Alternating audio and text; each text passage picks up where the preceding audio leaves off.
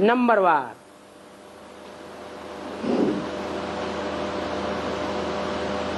जैसे सूर्यवंश में होते हैं वैसे ही हर वर्ग में, हर धर्म खंड में, हर धर्म में होते हैं।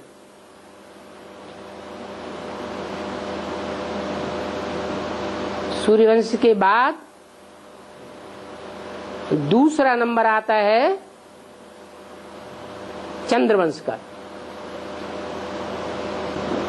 वो चंद्रमा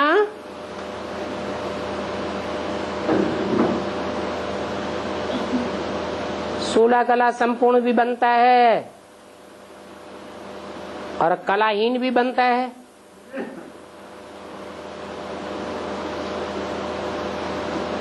उसके फॉलोअर्स भी 16 कला संपूर्ण बनते हैं और कलाहीन भी बनते हैं।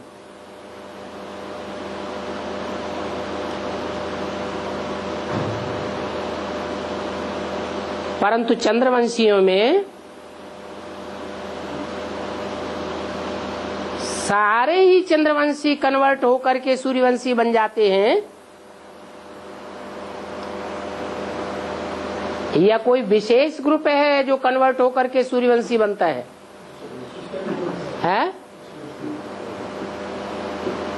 कौन सा ग्रुप?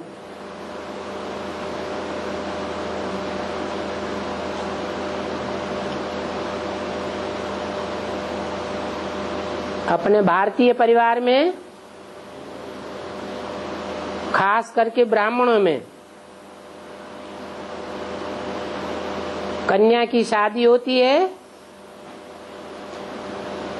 तो वर की तलाश ऊंचे कुल में की जाती है। मान लो कन्या का पक्ष चंद्रवंश है और वर पक्ष सूर्यवंश है, तो कन्या के परिवार के जो भी भांति हैं वो सारे ही कन्वर्ट होकर के सूर्यवंशी बन जाते हैं,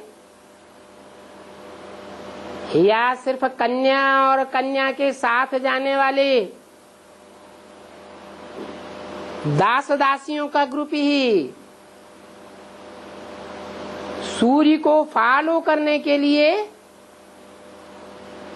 निमित्त बनता है?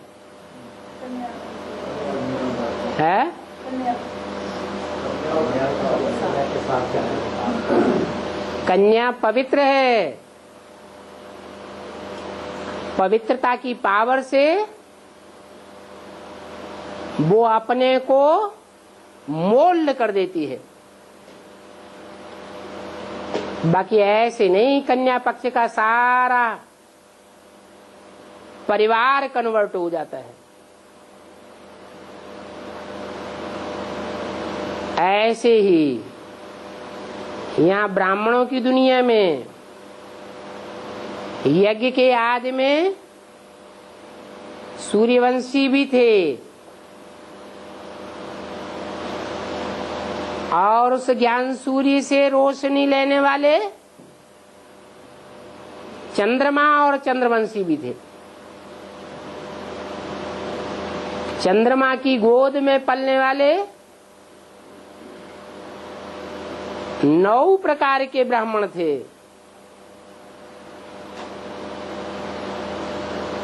जिन्होंने ज्ञान चंद्रमा ब्रह्मा से परवरिश ली, वरदान लिए, नंबरवार उस गोद में सुख भोगा।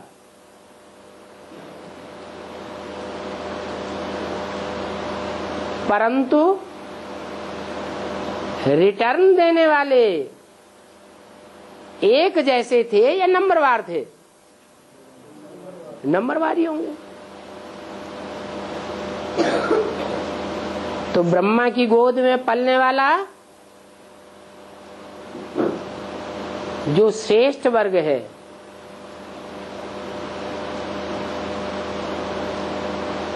वो सूर्यवंश तो नहीं था या नहीं था? है यज्ञ के आदि में है था। सूर्यवंशी थे ब्रह्मा की गोद में पलने वाले? नहीं थे। वो तो पालना देने वालों का ग्रुप है, जन्म देने वालों का ग्रुप है, रचयिता का ग्रुप है।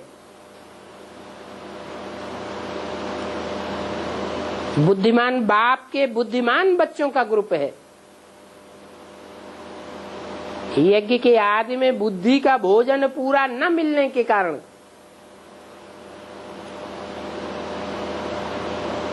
वो मायावी परीक्षाओं में फेल हो गए। माता में तो भावना रहती है, बुद्धि का मादा उतना नहीं होता है, तो भी भावना के आधार पर डटी रहती है।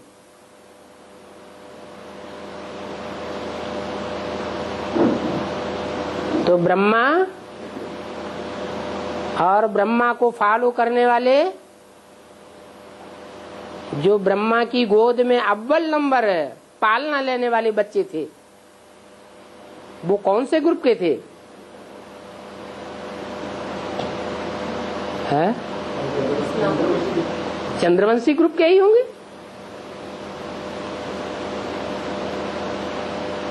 जो पालना का रिटर्न भी पूरा देने वाले, आज्ञाकारी, वफादार, फरमानबरदार और ईमानदार।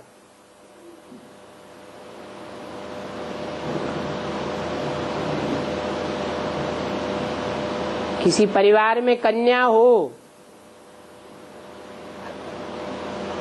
और वो कन्या माँ बाप की इच्छा को महत्व दिए बगैर, पूछे बगैर अपना जीवन साथी अपने आप चुन ले, तो वो भारतीय कही जाएगी या विदेशी परंपरा से प्रभावित होने वाली कही जाएगी? विदेशी हो गई।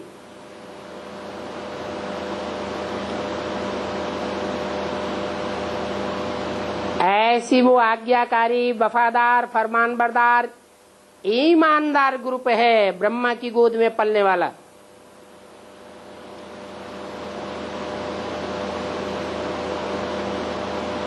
जो ग्रुप आज भी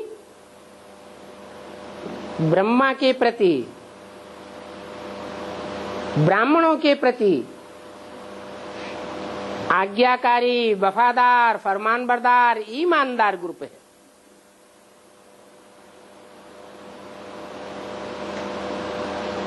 बहुत थोड़े होंगे या ज्यादा होंगे?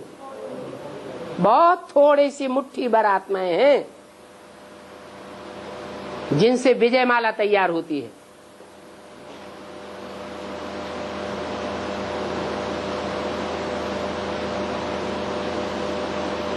और वो विजयमाला प्योरिटी के आधार पर, पवित्र संस्कारों के आधार पर, पवित्र कर्मणा के आधार पर, पवित्र दृष्टि के आधार पर इतनी पावरफुल है कि जब तक वो सहयोगी न बने तब तक भगवान ही क्यों नहीं सृष्टि पर उतरा हुआ हो,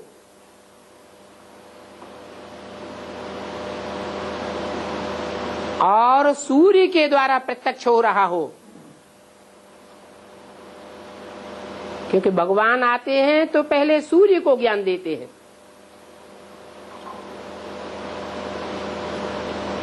और वो सूर्य भी नई दुनिया तैयार नहीं कर सकता।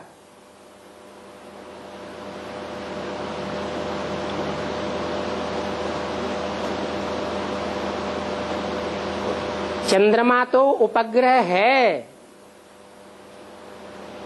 जो पृथ्वी के बहुत नजदीक है,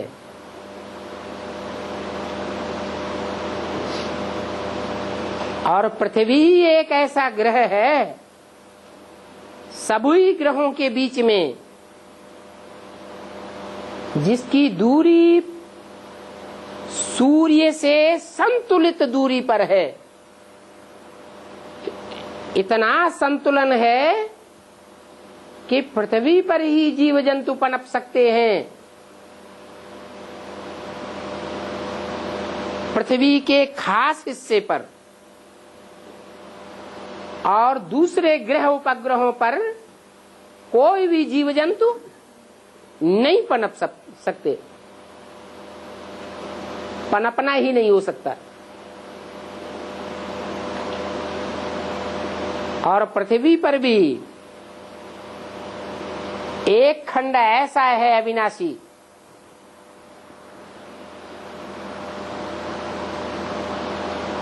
जो सब धर्म खंड लोप हो जाते हैं, समुद्र के गर्त में समा जाते हैं,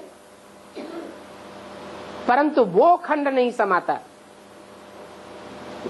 समुद्र के गर्त में लोप नहीं होता, जिसे भारत माता कहा जाता है। कौन सी माता? भारत। भा कहते हैं रोशनी को। अब वो रोशनी चाहे पवित्रता की हो और चाहे वो रोशनी ज्ञान की हो,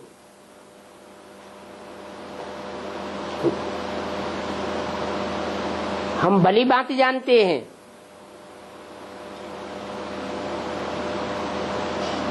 कन्याएं हो चाहे कुमार हो, अगर उनके जीवन में पवित्रता है तो पवित्रता का वो मुखमंडल, वो आभा चेहरे से दिखाई देती है या नहीं दिखाई देती है? देखने में आती है। वो प्योरिटी आकर्षण करती है।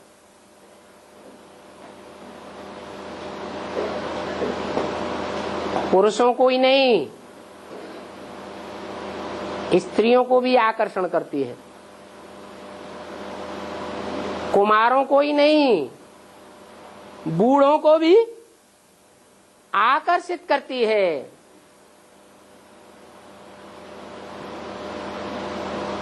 मनसा में संबंध भले कोई प्रकार का बने,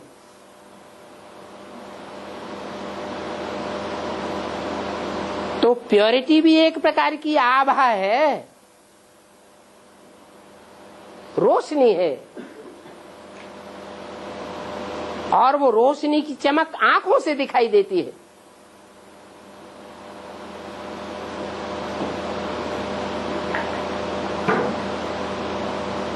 रूहानियत की चमक है। इसलिए उस रोशनी की प्रतिनिधित्व करने वाली जो आत्मा है,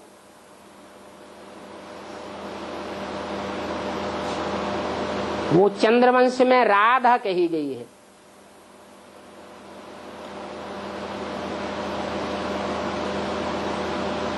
कृष्ण के साथ सदा रहने वाली 8 पटरानियां हैं।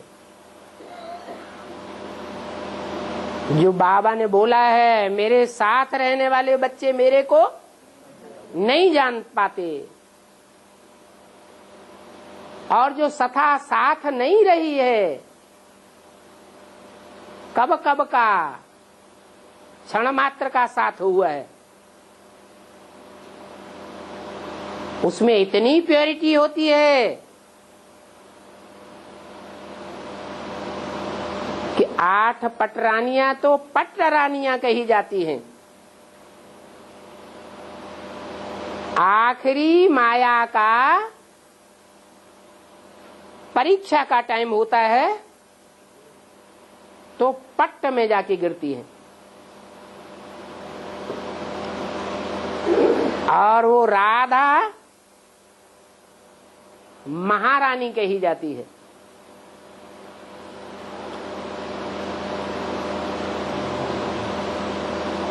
कृष्ण के अंतर में ऐसा भक्ति मार्ग में दिखाया है। कृष्ण के अंतर में जो स्थान सर्वोपरि सदा काल के लिए राधा का है, वो 8 पटरानियों का भी कभी नहीं हो पाता।